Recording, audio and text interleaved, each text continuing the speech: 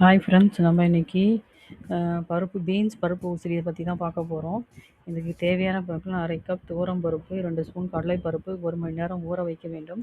பிறகு அதை வடிகட்டி அதனுடன் 2 உலர்ந்த காய்ந்த மிளகாய், சிறிது பெருங்காயம், உப்பு சேர்த்து மிக்சியில் கொரகொரப்பாக அரைக்கவும்.